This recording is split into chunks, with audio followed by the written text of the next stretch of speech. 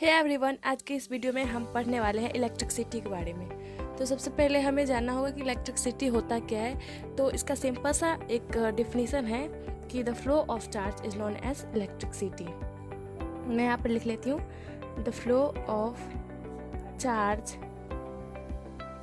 Is known as electricity. Okay, तो यहाँ पर एक क्वेश्चन अराइज होता है कि ये चार्ज मतलब क्या हुआ। तो आप 8th क्लास से ही पढ़ते आए होंगे कि चार्ज मतलब क्या हुआ। तो यहाँ पर एक इसका डेफिनेशन दे सकते हैं कि the source of all electricity is known as charge.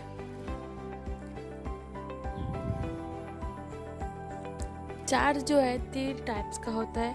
एक होता है नेगेटिव चार्ज, दूसरा होता है पॉजिटिव चार्ज एंड थर्ड होता है न्यूट्रॉन, जिसको बोलते हैं वही होता है।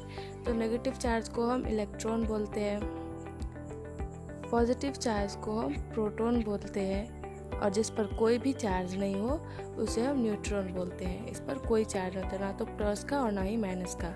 तो ये न्यूट्रल होता है, इसके पास कोई भी चार्ज नहीं होता। अब हम एक एग्जाम्पल लेते हैं। मान लीजिए कि हमने क्या किया, एक यहाँ पर ग्लास का रॉड लिया, ग्लास रॉड को एक सिल्क पर रब किया। तो क्या हो जाएगा, इसका जो इलेक्ट्रॉन है वो इस पर ट्रांसफर हो जाएगा। ओके, यहाँ पर तो ट्रांसफ़र हो जाएगा, लेकिन वो रेस्ट में रहेगा, वो फ्लो नहीं करेगा। अगर फ्लो करता तो वहाँ पर हमें इलेक्ट्रिक करंट मिलता, तो इसमें तो मिलेगा नहीं। इसलिए यहाँ पर ये इलेक्ट्रॉन रेस्ट में रहेगा। तो जो रेस्ट में इलेक्ट्रॉन जहाँ पर रहता है उसे हम इलेक्ट्रोस्टैट बोलते हैं, जिसे हमें इस चैप्टर में नहीं पढ़ना है। हमें इस चैप्टर में इलेक्ट्रिसिटी पढ़ना है।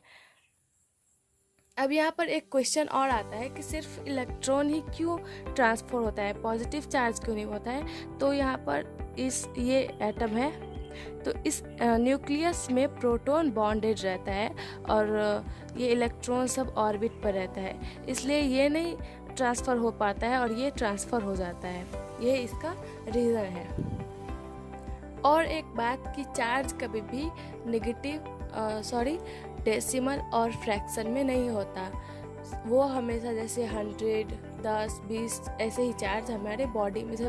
मान लीजिए किसी ने पूछा कि आपकी बॉडी में कितना चार्ज है, कभी भी आप ऐसा नहीं बोल सकते कि 3/2 चार्ज है। हमेशा वो या फिर 10, 20, 30 ऐसे करके रहेगा। वो कभी ना तो डेसिमल में और ना ही फ्रैक्शन में रहेगा। अब हम इलेक्ट्रॉन पर चार्ज देखते हैं। इलेक्ट्रॉन पर हमारा चार्ज कितना होता है, 1.6 × 10⁻⁻19। अब हम यहाँ पर क्या करते हैं, चार्ज को कूलम, उसका SI यूनिट कूलम होता है। तो SI यूनिट ऑफ चार्ज क्या हो गया, कूलम, जिसे हम डिनोट करते हैं C से, लेटर C से। तो यहाँ पर इलेक्ट्रॉन पे कितना चार्ज हो गया, 1.6 × 10⁻⁻19 कूलम। ओके, चार्ज का एक फॉर्मूला होता है जो कि होता है Q = Ne, वे चार्ज को हम Q से डिनोट करते हैं। N मतलब नंबर ऑफ इलेक्ट्रॉन हो गया, और E मतलब हो गया चार्ज ऑन 1 इलेक्ट्रॉन। ओके, तो हमें चार्ज ऑन 1 इलेक्ट्रॉन तो पता है इतना होता है, और नंबर ऑफ इलेक्ट्रॉन। अगर कोई मान लीजिए आपको दिया है कि 1 इलेक्ट्रॉन है और उसका ये बताओ, चार्ज बताओ, तो Q = 1 इंटू, हमें इसका तो पता ही है, 1.6 × 10⁻⁻19 कूलम। तो Q क्या हो जाएगा, चार्ज क्या हो जाएगा, 1.6 × 10⁻⁻19 कूलम चार्ज हमारा ऐसे ही आएगा। अगर यहाँ पर 2 रहता है तो 2 से गुना कर देते हैं। ऐसे ये फॉर्मूला नोट डाउन कर लीजिए, इम्पॉर्टेंट है। अब मान लीजिए आपसे किसी ने क्वेश्चन पूछा कि 1 इलेक्ट्रॉन पर इतना कूलम चार्ज है, तो 1 कूलम चार्ज में कितना इलेक्ट्रॉन होगा। तो ऑब्वियसली 1 कूलम चार्ज में तो ये क्या हो जाएगा, 1/1.6 × 10⁻⁻19।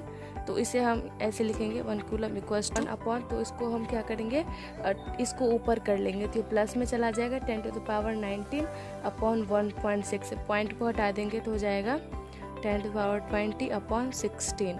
अब हमें इसको क्या करना है, अलग करना है, क्योंकि 4 से डिवाइड होने वाला है। 100 इंटू 10 टू द पावर, इसमें 2 बच गया, 2 निकल गया है 0, यहाँ पर 16 हो जाएगा। 16 कट गया और 16 6 जा हो जाएगा 6.25 इंटू 10 टू पावर 18। तो 1 कूलम पर कितना इलेक्ट्रॉन हो जाएगा, 6.25 इंटू 10 टू द पावर 18। इसका एवरेज में हम लेंगे 6 इंटू 10 टू द पावर 18, ऐसे ही लेंगे।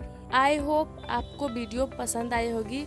अगर वीडियो पसंद आई हो तो लाइक कर दीजिए, चैनल पर नए हैं तो सब्सक्राइब कर दीजिए और बेल आइकन को दबाना ना भूलें। Thanks for watching, see you next video.